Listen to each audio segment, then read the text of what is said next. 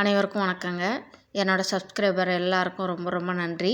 புதுசாக வீடியோ பார்க்குறவங்க மறக்காமல் சப்ஸ்கிரைப் பண்ணுங்கள், லைக் பண்ணுங்கள், ஷேர் பண்ணிக்கோங்க. வீடியோ பார்த்துட்டு நாம் இந்த வீடியோவில் என்ன ரெசிபி பார்க்க போகிறோன்னா, பார்த்தாலே சாப்பிட்ணுங்கிற ஆசையை தூண்டுற இந்த சிக்கன் ரெசிபி தான் பார்க்க போகிறோம்.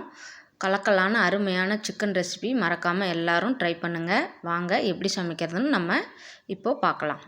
அதுக்கு தேவையான பொருள் எல்லாமே நான் ரெடி பண்ணி வச்சுருக்கேன். நீங்களும் இதேமாரி ரெடி பண்ணி வச்சுக்கோங்க. அதுக்கப்புறம் ஒரு கடாயில் எண்ணெய் போட்டு காய வச்சிடலாம். கொஞ்சமாக பட்டை போட்டுக்கோங்க, அப்புறம் கிராம்பு போட்டுக்கோங்க, அப்புறம் பிரியாணி இலை ஒன்று உடச்சி போட்டுக்கோங்க. இதெல்லாம் கொஞ்சம் எண்ணெயில் நல்லா பொரியட்டும்.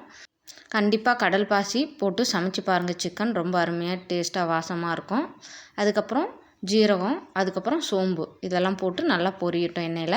அதுக்கப்புறம் நம்ம இஞ்சி பூண்டு அரைச்சி வச்ச பேஸ்ட்டை போட்டு நல்லா வதக்கிக்கலாம்.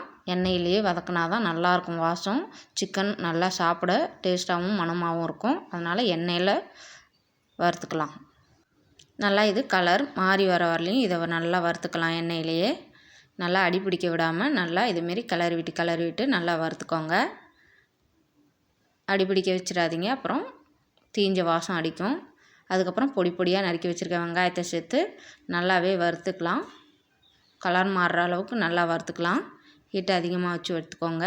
கிண்டி விட்டுட்டே இருங்க. ஹீட் அதிகமாக வச்சோம்னா பாருங்கள், இது கலர் மாறிடுச்சு. இதில் இந்த ஸ்டேஜில் நம்ம கொஞ்சம் கருவேப்பிலை சேர்த்து வறுத்துக்கலாம். நல்லாயிருக்கும். இந்த ஸ்டேஜில் தான் கருவேப்பிலை சேர்க்கணும். அப்போ தான் நல்லா வாசமாக இருக்கும். அதுக்கப்புறம் பொடி பொடியாக நறுக்கி வச்சுருக்கிற தக்காளியை நம்ம சேர்த்து நல்லா வறுத்துக்கலாம். இதெல்லாம் நல்லா வேகிறதுக்கு கொஞ்சம் உப்பு சேர்த்து நம்ம வறுத்துக்கலாம். உப்பு தேவையான அளவு கொஞ்சமாக சேர்த்துக்கோங்க, நிறையா சேர்க்கக்கூடாது. அப்புறம் உப்பு அந்த வெங்காயம் தக்காளியில் நிறையா இருக்கிற மாதிரி நம்மளுக்கு தெரியும் சாப்பிடும்போது.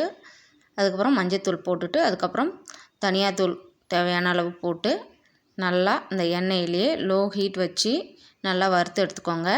தீயை குறைச்சி வச்சு நல்லா வறுத்துக்கோங்க. அப்போ தான் மசாலாலாம் கருகி போகாது, அடியும் பிடிக்காது. அதுக்கப்புறம் நம்ம வீட்டில் அரைச்சி வச்சுருக்க குழம்பு மிளகாத்தூள் இருக்குங்களே, அது ஹோம்மேட் சில்லி பவுட்ரு அதை சேர்த்து நல்லா அந்த எண்ணெயிலே பரட்டி விட்டுங்க. அதுக்கப்புறம் காஷ்மீர் சில்லி பவுட்ரு இருந்தால் சேர்த்துக்கோங்க, இல்லைனா சில்லி பவுட்ரு இருந்தால் கொஞ்சமாக சேர்த்துக்கோங்க. உங்கள் காரத்துக்கு தகுந்த மாதிரி சேர்த்துக்கோங்க. அதையும் நல்லா எண்ணெயில் வறுத்து இந்தமாரி பேஸ்ட் மாதிரி நம்மளுக்கு கிடச்சிருக்கு மாற்றிக்கலாம். இதேமாரி தான் செய்யணும்.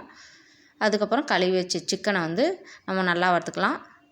நல்லா பரட்டி விடுங்க, அடி பிடிச்சிரும். கைவிடாமல் சீக்கிரமாகவே அதை கிளறி விட்டுருங்க. இப்போ நம்ம தண்ணியே ஆட் பண்ணலை, அந்த சிக்கனில் உள்ள தண்ணி மட்டும்தான். அதுலேயே நம்ம வறுத்து இந்த சிக்கனை நல்லா எடுக்க போகிறோம். பார்த்துக்கோங்க. பாருங்கள், நல்லா வெந்துட்டுருக்கு. ஹீட்டு ஓரளவு மீடியமாக வச்சு வறுத்துக்கோங்க. இப்போ சிக்கனுக்கு தேவையான உப்பெல்லாம் சேர்த்துக்கோங்க. அப்போ தான் சிக்கன் சாப்பிடும்போது உப்போடு நல்லா சூப்பராக டேஸ்ட்டாக இருக்கும். சிக்கன் வெந்துட்டுருக்கிறதுக்கு இடையிலே நம்ம கொஞ்சம் பெப்பர் எடுத்து வச்சு நல்லா பவுட்ரு பண்ணி வச்சுக்கலாம். இதை பொடி செஞ்சு வச்சதுக்கப்புறம் பாருங்கள், சிக்கன் நல்லா வெந்துட்டுருக்குது. இதேமாரியே தண்ணி சேர்க்காமல் வருங்க. சிக்கனில் உள்ள தண்ணியே போதும் நம்மளுக்கு. இதேமாரி செஞ்சு பாருங்கள், ரொம்ப அருமையாக டேஸ்ட்டாக இருக்கும். நம்ம தண்ணி ஊற்றணுங்கிற அவசியம் இல்லை. அந்தமாரி தண்ணி ஊற்றாத பட்சத்தில் நம்ம என்ன பண்ணணும், அடிக்கடி நம்ம சிக்கனை பரட்டி விட்டு கிளறி விட்டுட்டே இருக்கணும். இல்லைன்னா அடியில் சீக்கிரம் பிடிச்சிக்கும், அப்புறம் தீஞ்ச வாடை அடிக்கும். அதுக்கப்புறம் நம்ம பொடி பண்ணி வச்சுருக்க பெப்பர் தூளை நல்லா போட்டு பரட்டி விட்டுக்கலாம். இந்தமாரி செய்யும்போது டேஸ்ட்டு ரொம்ப பிரமாதமாகவும் இருக்கும், நல்லா அருமையாகவும் இருக்கும்.